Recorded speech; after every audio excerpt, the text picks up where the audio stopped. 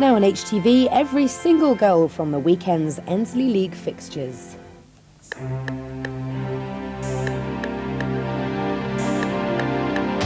Endsleigh League Extra is sponsored by Endsleigh, providers of motor insurance. We're in a league of our own. You are the number one.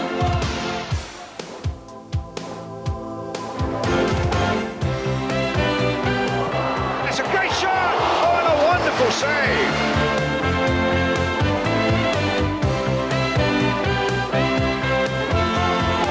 And it's a terrific effort! Oh, what a goal! He's done really well! He scored a super goal!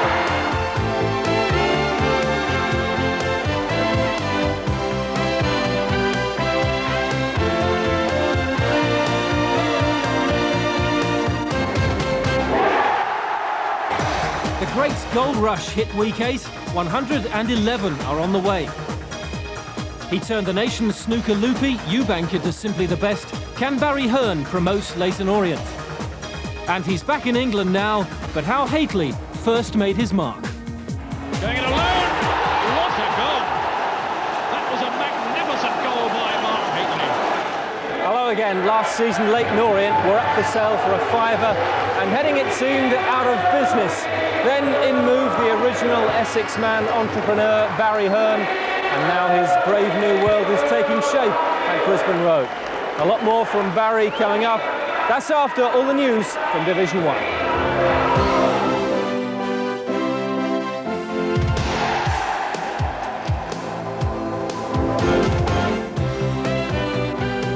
Leicester are top thanks to exemplary away form. This win pleased Mark McGee more than any other. Norwich were denied by the goalkeeping of Kevin Poole, and then undone 3 minutes from the end by YTS youngster Emile Heskey. Just 17 and just on a sub, he turned in David Lowe's cross. It's 13 points out of 15 for Leicester on the road. Millwall went to Derby needing a win to join Leicester at the top, but a double from the Dutchman caught them out. Here's John Hell. Ray did well to get a foot in there, and that's good challenging by Jason Van Blurk, winning great possession for Millwall. Ray, a scything shot and a great start for Millwall.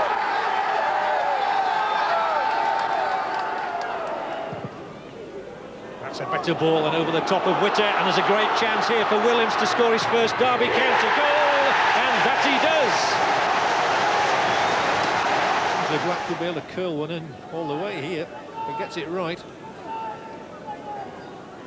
He's the one you'd fancy with the left foot.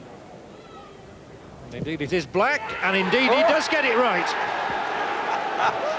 Well done, John, you called it right. Williams steers that one down nicely. Van der Laan, he's got a clear shooting chance here, and he takes it. Beautifully taken by the Dutchman Van der Laan.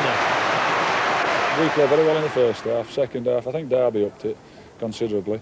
We stopped passing it, and our movement wasn't as good. So, you know, therefore our performance in the second half wasn't as good.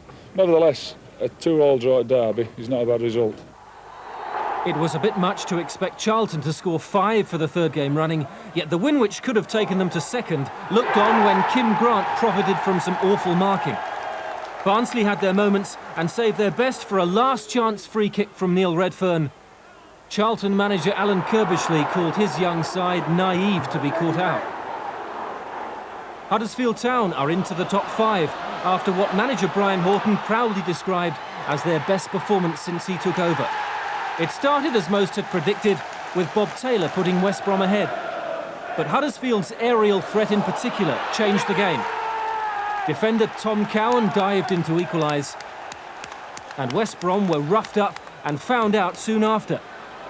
Andy Booth is living up to the great expectations Huddersfield have for him. He came off best in the challenge with goalkeeper Tony Naylor and calmly knocked in the winner, his 6th of the season. It's now 5 away games and 5 draws for Reading. Commentary from Roger Thames. Gilks making a good run inside the defence here.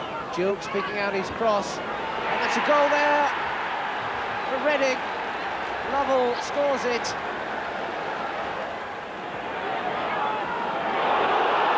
And Smith nips in there, the mistake from Gooding. Martin Smith out wide for Bracewell. Bracewell, and back for Phil Gray. And David Kelly, that's his first. What a perfect finish there from David Kelly. And Sunderland are level. So Reading had the free kick then, central position. And it's a goal there by the substitute, Dylan Kerr.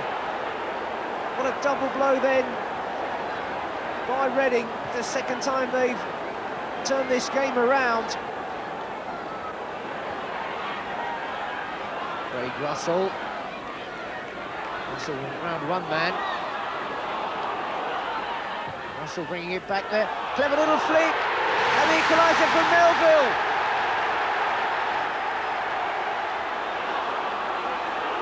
Kavitsky, they need the service. Now Michael Gray might supply it. Into the middle there. Oh, great save there by Mikhailov. The honeymoon's over for Birmingham City after a flying start back in Division 1. It's now 5 league games without a win and just 2 goals scored. Oldham were kept out by Ian Bennett's super double save. Any win at Tranmere Rovers is a good win, but this really was far and away Watford's best performance so far. Colin Foster's opener was matched by Gary Bennett's header, but Watford were driven on by an excellent debut from their new signing from Ipswich midfielder Steve Palmer. Jamie Morley pounced on some awful defending by John McGreal, and Tranmere's old back four problems seem to have returned. Richard Johnson teed up Tom Mooney for Watford's third. The final 15 minutes weren't much fun for Glenn Roeder, not after John Aldridge had poached a typical goal. It's already 8 for the season for Aldo.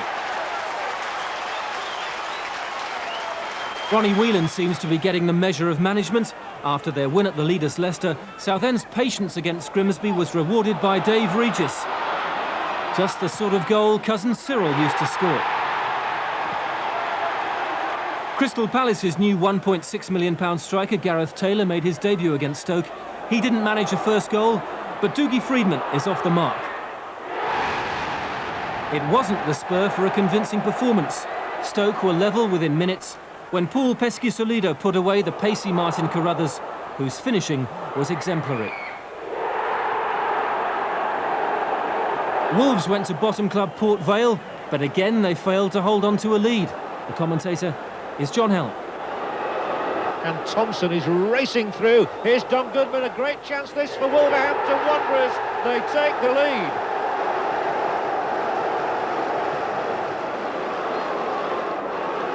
And Atkins feeds it through the middle for Daly. It's one-on-one with Griffiths, and Daly carries on. Daly can make it 2 here. It's a super goal from Tony Daly.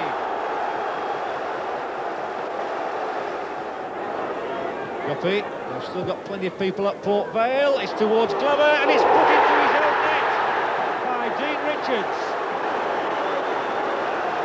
Mills.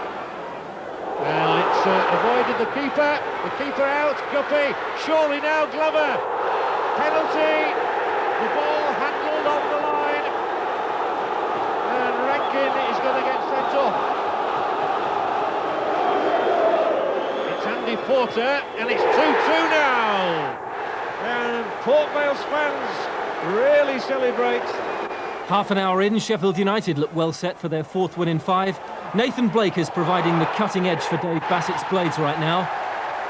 Blake followed up his goal with a pacey run that ended with Chris Swale's clumsy challenge and a penalty. Dane Whitehouse scored it, but was then sent off for punching Ipswich's Argentinian Maurizio Taricco.